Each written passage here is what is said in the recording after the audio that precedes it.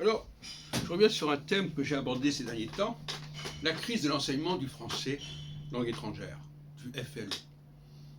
Je pense qu'il faut réformer le FLE, parce qu'on forme des gens qui ne parlent pas le vrai français.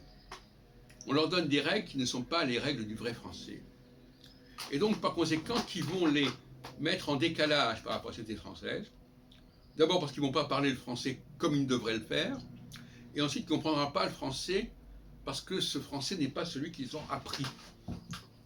C'est ce que j'appelle le décalage entre la francographie et la francophonie. Les gens peuvent lire le français, au sens de le lire, de comprendre le texte, quand il est écrit, mais ils ne le comprennent pas quand il est parlé. Parce qu'ils n'en ont pas les règles, et ils ne savent pas non plus prononcer correctement la langue écrite.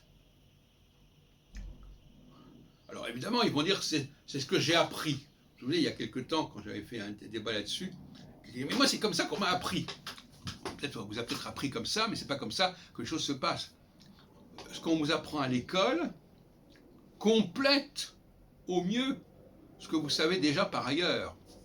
Comme je disais l'autre jour, on n'apprend qu'avec des choses qu'on a déjà acquises. Et c'est l'acquis qui permet de décoder l'écrit. De toute façon, en hébreu, par exemple, moi qui ai appris l'hébreu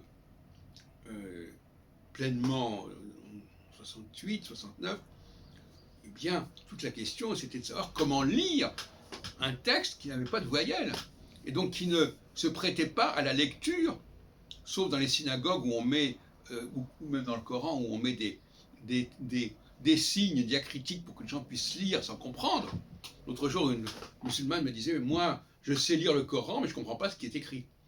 Eh bien, il y a des tas de gens parmi les juifs qui savent lire la Bible, ou en tout cas qui savent lire les prières, et qui ne comprennent pas ce qu'ils lisent. Bon. Donc ça montre bien que savoir seulement lire quelque chose ne veut... Alors à la limite, on peut même lire l'écrit, sans savoir ce que le prononcer, et même sans savoir ce qu'il signifie. Mais on peut quand même le lire. Et même le lire à voix haute. Mais ça ne sera pas le vrai hébreu, ou le vrai arabe, éventuellement, d'une certaine manière. Et le français est dans la même situation. Celui qui ne connaît pas la langue française, parce qu'il n'a pas baigné dans cette langue complètement, va, quand il va lire le français, va lire un français qui n'est pas le vrai français. C'est un français scolaire qui est un stigmate pour la personne qui l'a appris comme cela, sans avoir l'apport de la vraie société, de la vraie France, etc. Donc, réformer le français langue étrangère, le FLE, c'est dans le but justement de mettre fin à cette disparité dans la conception qu'on a de la langue française. Et je dirais aussi, j'en ai fait l'expérience encore hier, que la plupart des Français ne savent pas expliquer la grammaire française. Ils ne connaissent pas la logique. Ils vont vous dire oui, c'est comme ceci, comme ça, mais ils ne savent pas. Je leur demande comment forme-t-on le futur.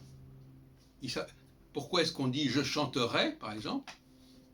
Alors il faudrait expliquer pourquoi on passe de je chante à je chanterai, et pourquoi je passe de chanter l'infinitif à chanterai. Bon, ben ça, ils sont complètement perdus, là, ils nagent complètement. Donc il y a tout un ensemble d'articulations dans la construction du futur en français, par exemple. Mais c'est vrai aussi pour la construction des formes plurielles de l'imparfait, comme nous mangeons, qui devient nous mangions, etc., etc., etc. Et puis alors, un autre problème, pour terminer, que j'ai déjà abordé, c'est la question des pronoms personnels, dont on n'a pas vraiment besoin. Le français est une langue qui marque suffisamment au niveau suffixal la personne dont il s'agit. Quand je dis nous mangeons, je peux aussi bien dire mangeons. Puisque dans mangeons, il y a déjà la première personne du pluriel. Alors, certains vont m'objecter que ça devient un impératif. Vous savez, entre le futur et l'impératif, bon, là, la question de l'impératif est une question qu'on trouve d'ailleurs dans les 10 commandements.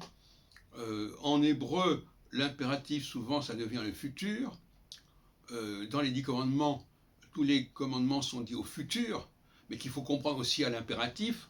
Donc la question de l'impératif, par exemple, effectivement, allons, allez, etc.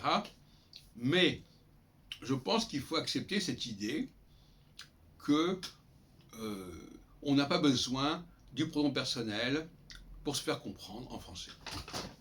Ce qui est d'ailleurs le cas dans les autres langues latines, où le pronom personnel est subsidiaire le plus souvent.